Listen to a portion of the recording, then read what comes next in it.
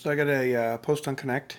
I asked the question, the one thing that I ate this weekend that looking back now, I could have lived without is, and I want to try and talk about that for a second because first of all, this absolutely has nothing to do with regret. If you've eaten it, you move on. That's irrelevant. There's no sense going back. There's no sense looking back and saying, "Oh, I wish I wouldn't have." The whole purpose of this entire exercise that I was trying to convey is a lot of times when we set ourselves up for the week coming up, it's really helpful. It was in my case as well. It's really helpful to go back into the tracker and look at the things from the week before that maybe I could have done without. And the reason I say that is it's my Jimmy John story, and I've told this probably before, but when I first started, I was getting 49 points a day, and so 49 points a day was plenty of food.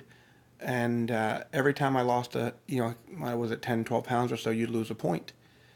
So when I started, my sandwich was I would eat a full size sandwich, and I would eat a full bag of chips, and that was my lunch a lot of days.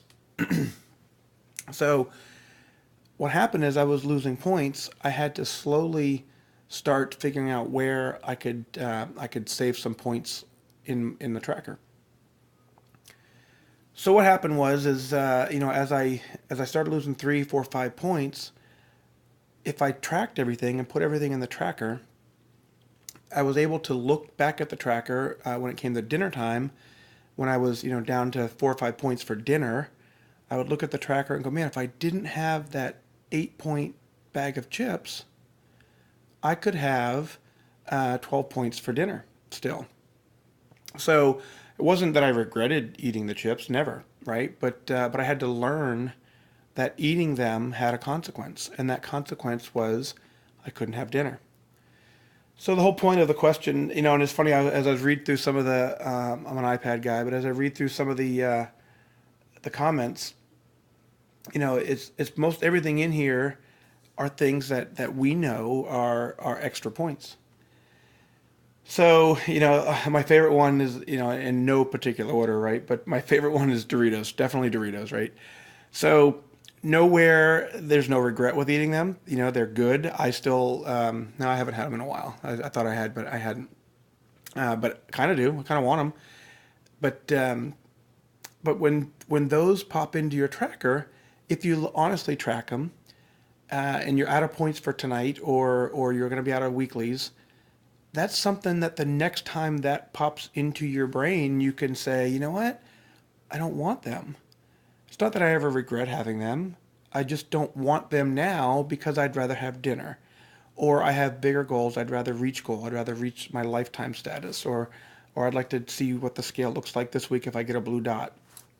Or any number of the varieties. So that's kind of really all I really want to address. And but I kind of want to just kind of scroll through for a second and just kind of catch up because there's a lot of great stuff as we talk back and forth as to what's going well, what's not going well, and it really is all about this education piece.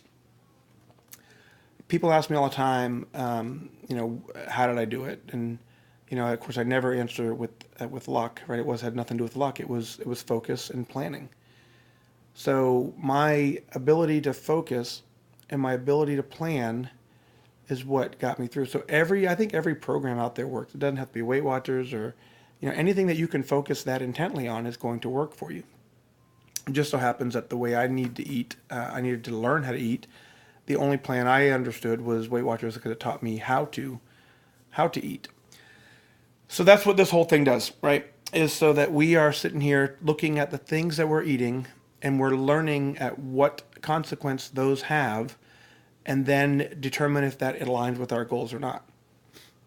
A couple things I always say, and I believe with my heart, if you make the choice to have this, track it, own it, put it in the tracker, enjoy it, and move on. No regrets. If it chooses you, however, that's when you've got to kind of take a moment and reassess and kind of look back. And that's what, again, this whole exercise is to get us to kind of think that if I made the choice, then that's fine. If it chose me, then let's talk about it and I'll look and see if maybe we can make a better choice.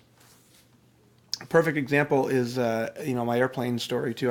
I'm a storyteller. I don't know if you figured that out yet, but um, when I was flying one time, I was sitting in the airport for an hour or so waiting to board the airplane, and there's plenty of food in the airport. Right, there was not a shortage of food in the airport. So as I board the airplane, sitting on the airplane, all of a sudden, as soon as that door closes, something happens to us.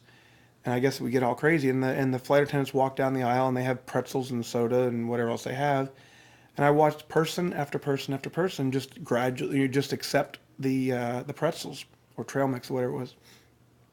And when she got to me, I really did. I stopped and said, "Wait a minute! I was just in the airport, could have had anything I wanted, and I wasn't eating there.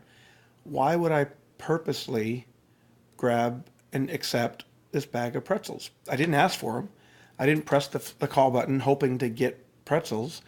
They were just all of a sudden appeared in front of me, and 99% of the time I would have taken them, opened them, and eaten them. So not doing that this time. As soon as she offered them, I said, "No, I'm good. It doesn't align with my goals," is what I said in my head. I didn't tell her that because it wouldn't have made sense. But the whole point is I wasn't choosing it at that moment. That moment, it was choosing me, or I was put in a scenario where I had to make a choice not to have it. So if I would have said, "Hey, I can't wait to board this airplane. As soon as I get on, man, I can't wait to have those pretzels. They're the best pretzels in the world. I can't wait till I get on the airplane. That's the whole reason I'm booking this trip, is to have these pretzels." Then eat the pretzels. Track the pretzels, work them in your plan, and move on. So again, scrolling through the list is I would venture to say most of the stuff that I see is things that we didn't make a conscious effort to choose. It was things that probably showed up when we least expected it.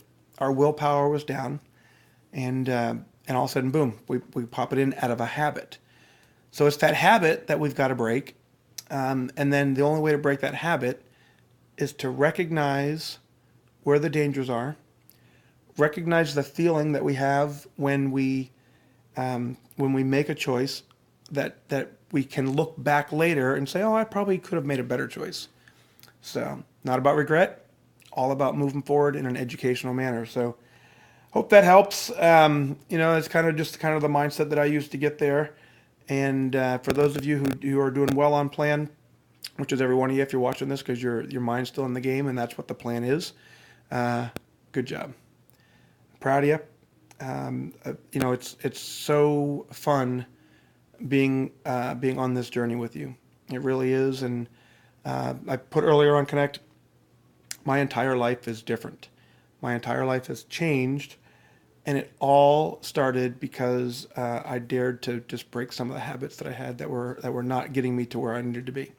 So, all right, that's enough of my ramble. So have a good evening. Thanks for being here. Bye-bye.